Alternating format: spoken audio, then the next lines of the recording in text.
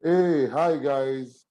Welcome to my channel. My name is Yomi Martins, and welcome to Time Out with Yomi Martins. Today's topic is germane to a lot of investors, whether you're young or you're old, right? Because we all have hard-earned money we would like to invest. And a lot of people fall prey to scams and Ponzi schemes. The economy is not pretty good in most countries, be it in Nigeria, the United States, or in Europe. The pandemic is actually biting pretty hard.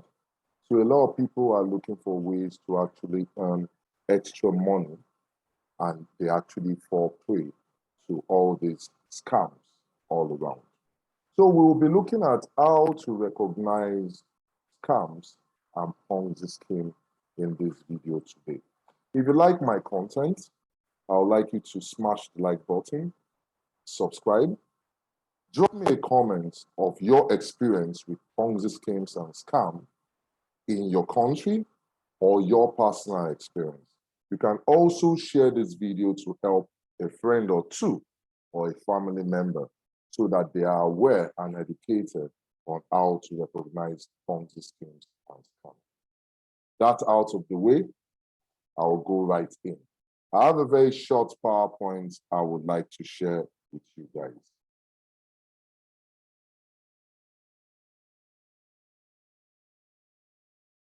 Okay, fantastic. So let's dive in. The topic, as I said today, will be on how to recognize scams and Ponzi schemes.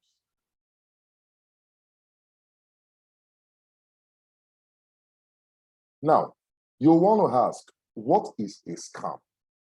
A scam, a financial scam, basically is a dishonest act or a fraud. It happens everywhere in the world. You are doing business with someone and he decides to cheat you on that business transaction that you want to do with that person. That is a typical example of a scam. A scam, most of the time, is on a micro level. That is the major difference between the scam and the Ponzi scheme, apart from the fact that the Ponzi scheme is layered. You use money from early subscribers to pay later subscribers. We'll dive into that very, very soon. Now, what is a Ponzi scheme? A Ponzi scheme is a form of fraud in which belief in the success of non-existent enterprise is fostered by the payment of quick returns to the first investors from money invested by later investors. Too much grammar, you will say. Let me give you a typical example.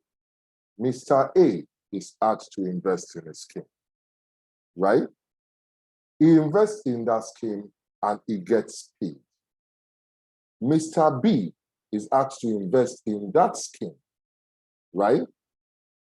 Mr. C again is asked to invest.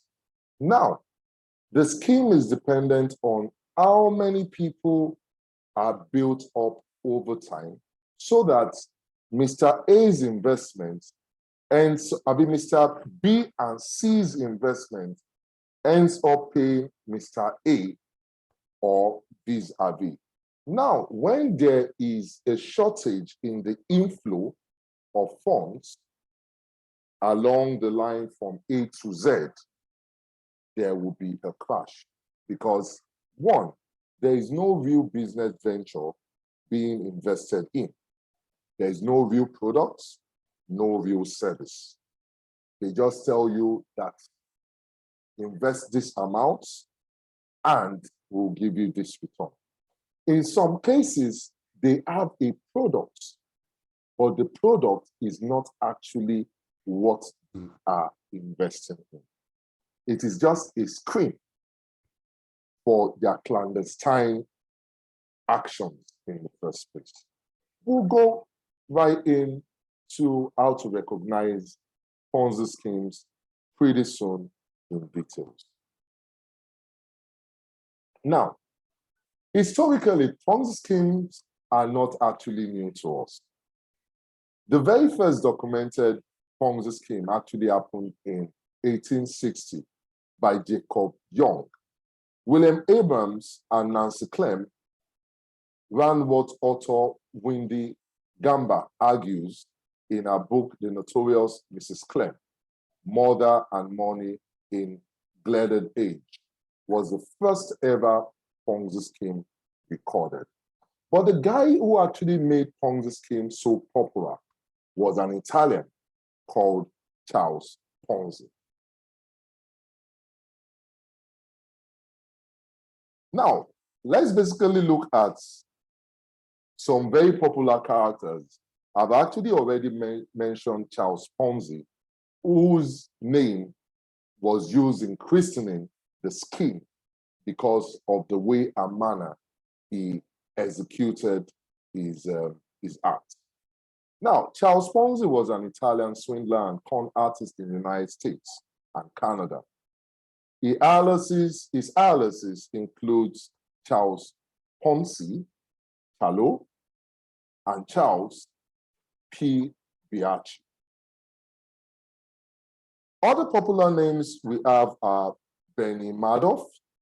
I'm sure a lot of you in the financial sector would have heard about him. Was an American fraudster and financier who ran the largest Ponzi scheme in history, worth about $64.8 billion. So you can imagine the magnitude of how people actually lose money globally, not just in your country, wherever you are. Now, another very popular name is Tom Peters, who is a former American businessman and chairman CEO of Peters Group. Right? The company has stole over $2 billion, you can imagine. The figures worldwide for Ponzi scheme, I cannot readily quantify right now. Even if a country gives you a figure, it is actually an estimate because Ponzi schemes are larger than what is documented currently. Now, the Nigerian case. The Guardian wrote that Nigerians lost 300 billion to Ponzi schemes, speculative trades, etc. This was an article written by Ellen Oji in 14th of September 2021. So that is why I got a bit interested in making this educational video to enlighten my subscribers on how to recognize Ponzi schemes. Now, what are the red flags to watch out for? There are some common characteristics and traits that when they are there, please be very, very careful. Number one, they promise you high returns with little or no risk. They will never tell you that there is a risk. Every investment carries some degree of risk, and investments use higher returns typically involve small risk. Examples are cryptocurrency and Forex trading. Cryptocurrency and Forex trading, as legitimate as they are, a Ponzi scheme that always gives you returns, profits every day would be a red flag because there will always be winning trades and losing trades. So if a company consistently gives you winning trades, always know that that is a Ponzi scheme, even if they are using a robot. Now, overly consistent returns, just like I described earlier, they are always giving you returns, especially when it's an high-risk investment. Investments tend to go up and down over time. Be skeptical about an investment that regularly generates positive returns, regardless of overall market conditions. For instance, the cryptocurrency market is down right now. Bitcoin has fallen as low as 41, 42 US dollar per Bitcoin. Depending on when an investment company invests in Bitcoin, for instance, they won't obviously be profitable during this period. But within the year, obviously, you will make massive returns. So you have to also understand the market the company you are investing in plays. That's why one of the most reasonable investment types, apart from gold, is the Forex market, because it's less volatile and you can still consistently make profits over a long period of time. Unregistered investment is another major red flag. There are so many platforms out there that when you investigate, you discover that they are facing regulatory challenges in one country or the other, and they are not even registered or regulated. That's why any investment you want to invest in, any investment company you want to invest with has to be adequately regulated. And not just in any country, because there are some tax haven countries, I would not want to mention names, but you obviously know a couple of tax haven countries that do not really regulate the businesses that operate in those countries. That gives room for Ponzi tendencies and Ponzi companies to feel drawn to those countries for registration purposes, because they know that they will face little or no regulations.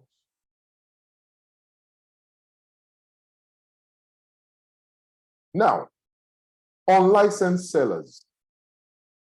For every kind of business world over, a company should be able to provide you their license, whether it's federal, state, securities law require investment professionals and firms to be registered, licensed or registered. Ponzi schemes involve unlicensed individuals or registered firms.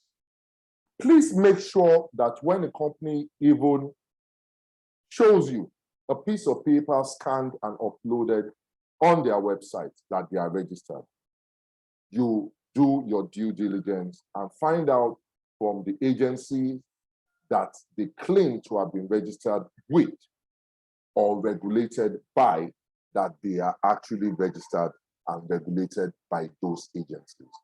And funny enough, it's actually a no-brainer, because you can actually, most of these regulatory bodies have an online directory in which, if the numbers are imputed, the registration numbers are imputed, you can easily find out whether it is authentic or not. But laziness will not allow a lot of people to do their due diligence. So in order not to lose your money, do your due diligence. Secretive, complex strategies. They are not willing to explain how they make their money. They are not willing to show you how they make their money. For instance, a Forex platform that claims to trade in Forex and uses MetaTrader 4 does not allow you to see your trades daily. I have an investment company. This video is not meant for an investment company, so I won't mention the name, that actually shows you your daily trades with their robots. So it's actually crystal clear that your money is being plowed in the right direction.